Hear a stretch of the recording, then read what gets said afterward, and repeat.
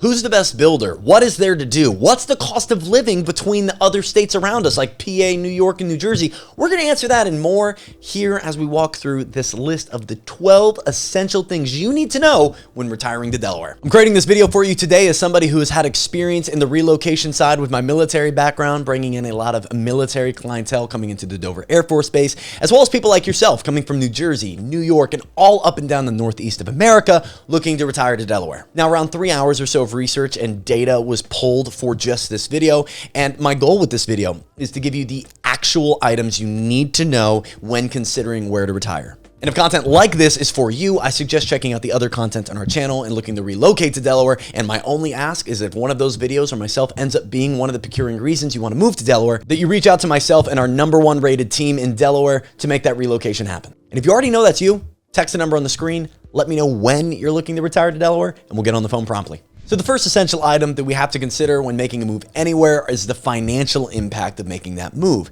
From taxes to insurance to cost of living to even groceries, these things have to be considered because the lifestyle that you're accustomed to, both in your day-to-day and your finances, is going to shift anywhere you move. So knowing ahead of time what the cost of living differences, insurance, taxes, is pretty vital. Now, the way that our country measures the cost of living in each state and area is they use a cost of living index. And that cost of living index for Delaware is 101. You may be asking, what's a good cost of living index? Well, the average cost of living index across the entire country is 100. So at 101, Delaware actually ranks 27th out of 50 in terms of cost of living. The way that shakes out for some of our neighboring states like Pennsylvania, being a 96 cost of living index, has them a little bit cheaper overall for living in Pennsylvania versus Delaware. But if we look across the bay over to New Jersey, we immediately find that it is a bit more expensive to stay alive. Cost of living index getting to 121, where again, 100 is the national average, 121 and 130 plus in most areas of southern New Jersey.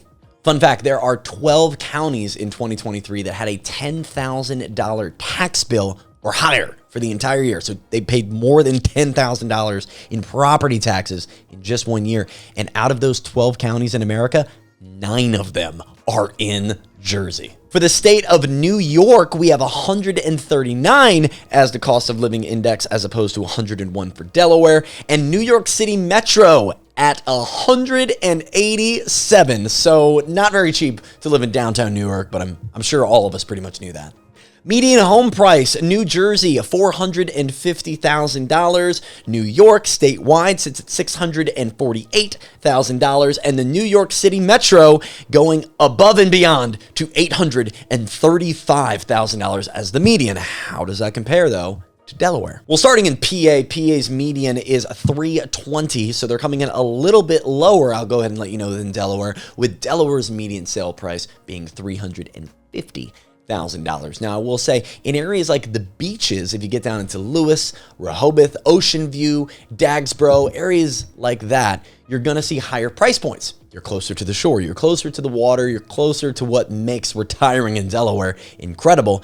Prices typically will get median-wise into the $450 and $550 range, with some areas of the beaches getting even to $628,000. We'll talk about that soon in terms of median home value in Delaware. Sticking with finances, let's get into the second most essential thing to know. How are you going to be taxed on your shopping? Whether you're buying a book, a boat, or something online, it's going to get taxed one way or another in most states. And our neighboring states are no different. Pennsylvania has a 6% sales tax, and it's actually a 7% sales tax in Philadelphia. New York has a 4% statewide tax and an 8.875% tax in New York City, and New Jersey with a 6.625 sales tax. So you can see how those shape out versus each other. You may be asking yourself, what's Delaware's shopping tax? Well, you'll be happy to know that it's a bit lower than all of these.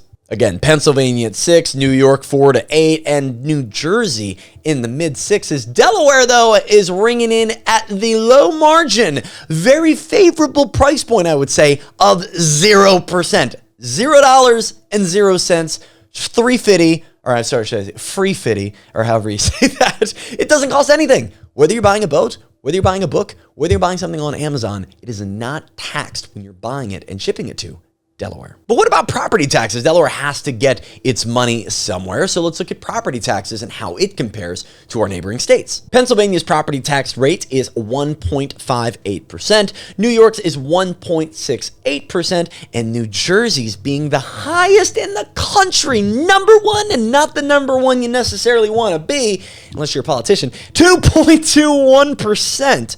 Where does Delaware line up to that? Well, Delaware lines up at 0.57%. Wow. And when you think about that year over year, especially if you're comparing it to an area like New Jersey, you're looking at paying over 4 times the amount per year that you'd be looking at paying in an area like Delaware, which typically is also going to have a lower home cost. So what does the median yearly amount look like for these tax payments? Let's talk in solid base numbers. Pennsylvania would be $3,300 a year for taxes. New York would be about $5,800 for taxes. New Jersey is $8,000 plus on median. We mentioned some even over $10,000. And Delaware sits at a median of $1,550 a year. That, with the 0% shopping tax we just talked about, you already can see it is not as expensive as you may have thought to live tax-wise in Delaware. Now we're going to switch gears for the next 3 essential items. Let's talk more about the lifestyle. What is there to do day to day? What is the weather? What is the climate going to be like? And let's talk about a little bit of a taboo topic.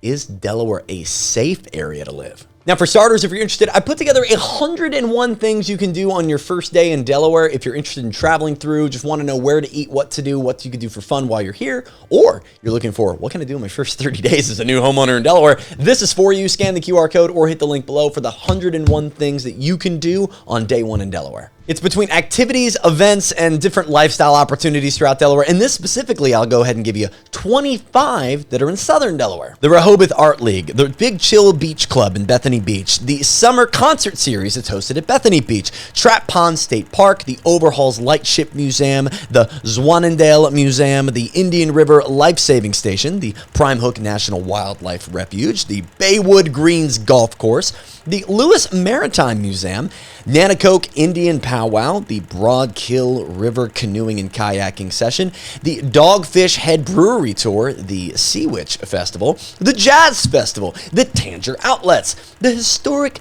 Downtown Lewis Walking Tour, the Assawoman Canal Trail, the historic Lewis Walking Trail, the Fenwick Island State Park, one of my favorites, the Dewey Beach Music Conference, the Delaware Seashore State Park, the Lewis Farmers Market, Bethany Beach as a whole, the Cape Henlopen State Park, and by the way, just go to the Rehoboth Beach Boardwalk and you'll have a great time.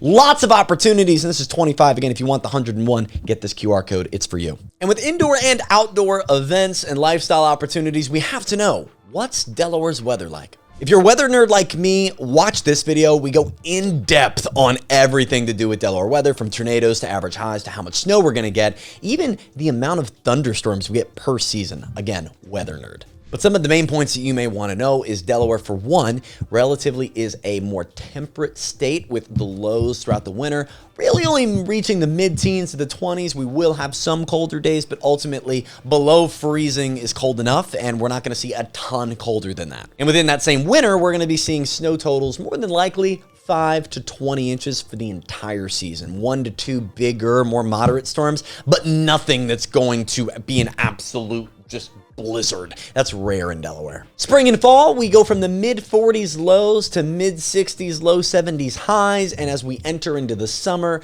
normally we're sitting in between 70 and 88 degree highs, and the lows getting into the mid to low 60s is a pretty standard, typical summer in Delaware. Delaware also is not big for flooding or hurricanes, though if you live in southern Delaware closer to the beaches, you will experience one item more than anybody else in the country, or should I say at least in the state, but probably a lot in comparison to other areas of the country, is is wind. Northern and most of central Delaware is protected by New Jersey if you look at any map, and the winds that come in off of the ocean do cause slightly higher wind totals and wind gusts than other parts of the state, but it's not to be something that would keep you from moving to this area. Just something to note is that it could be a little bit more windy in the southern areas with the ocean front being right there, and we have a lot more farmland down there. It's a lot flatter. Moving on to number 6 out of 12, and I happen to believe that number 9 is the most important probably because this 12 isn't in any order. Number 9 is more than likely going to be the most important item for you. We will get to that. Now, as a real estate agent, legally, this next topic is something I have to be very careful about talking to you about. Because as a real estate agent who would love to help you in purchasing your next home or go to your new construction meeting and help you with a builder to buy your first home here in Delaware,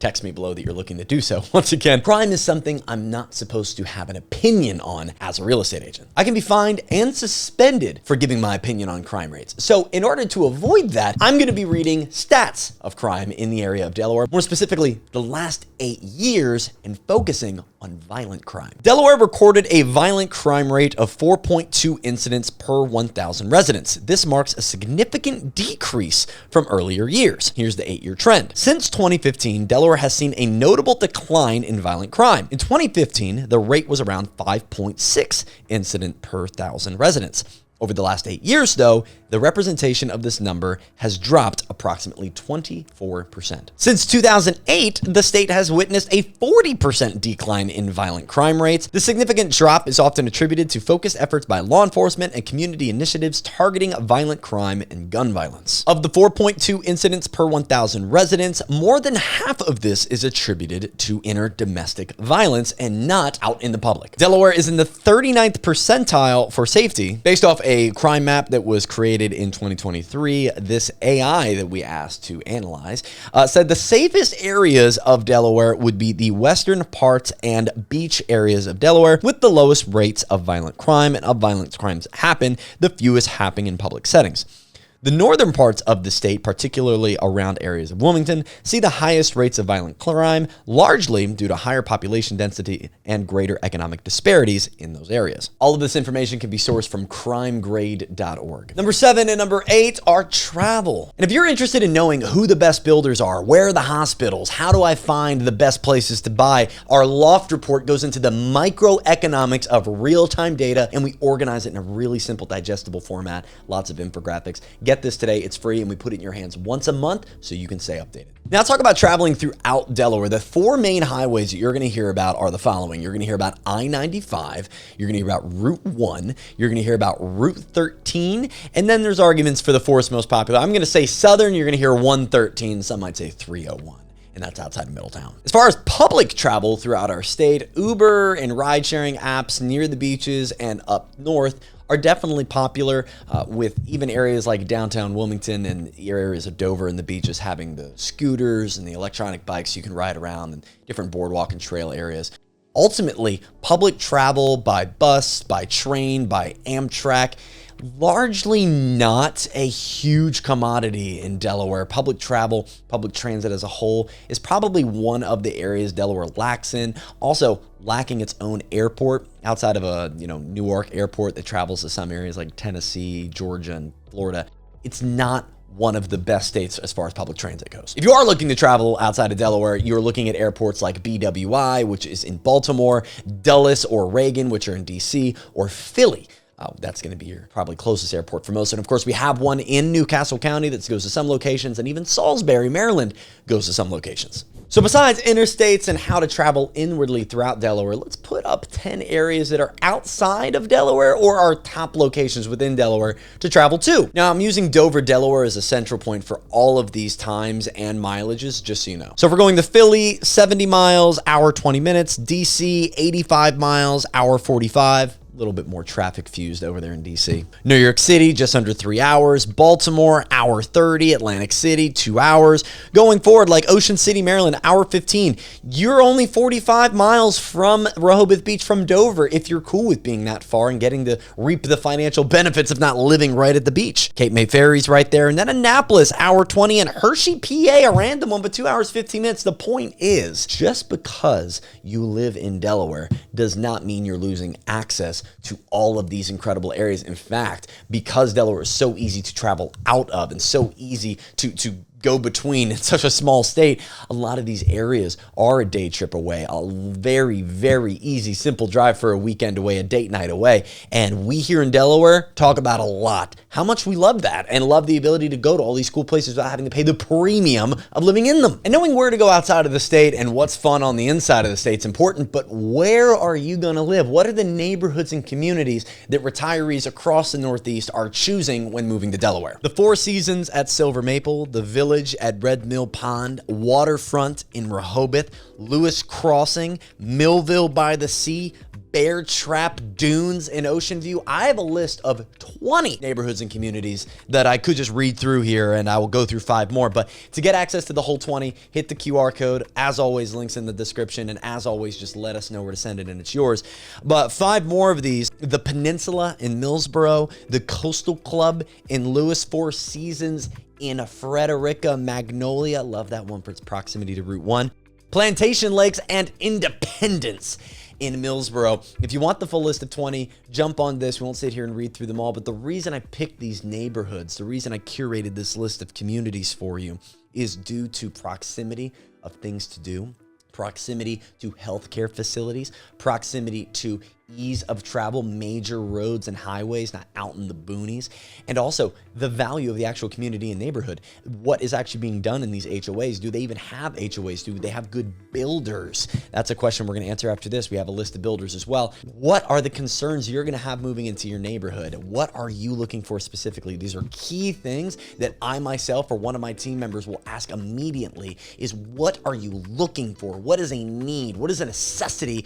And versus what's a want? What would be a bonus? What would be fun to have within your community, to have within your living space in your neighborhood? Because ultimately, this is where you're going to spend the most of your time, and enjoying the people you live around and loving your own neighborhood and community, to me, especially in retirement, is pertinent. The 10th most essential item you're going to want to know if you're building a home is, who are the best builders. And you may be thinking, Zach, I don't want to build a home. Well, let me give you the benefits of it. Looking in the certain neighborhoods that are built, you are going to get incentives that could be worth checking it out. Between paying for your closing costs, covering your tie-in fees, or even sometimes paying for your transfer taxes, the closing cost difference could be vast. The customization opportunities are normally sought after and obviously more opportune than a resale. And third, if you build with some of these builders, you can even get the opportunity to build on your own lot, which for some is what you're looking to do. Get a lot of land and build a home on your private piece of land. Some of these builders can do this. Others are for neighborhoods. I'll specify. And again, I have a list with all the details on 10 of these builders to look into, depending on where you're looking in Delaware. Hit the QR code if you want it, but let's go through 3 of them that I think should be your top contenders. I'll start with NV Homes, because NV, the letters NV, is a great building brand and really your number one target if you're building a luxury home. If you're wanting to build a beach property, if you want to get into the dream home out on the 10-acre lot, you want the 4,000 square feet, or just a 3-story beautiful vacation home, Envy is more than likely going to be your best bet. We have connections over there, and honestly, the reps they have are really locked in on your experience. They want to make sure you're getting everything you want in your home. The walkthroughs throughout are meticulous, and the home you get at the end of the day with Envy, top tier. Capstone Homes is another one that comes in very close to Envy, but with the other option of having some pre-built plans too. They're well known for having the semi-custom option available, as well as fully custom.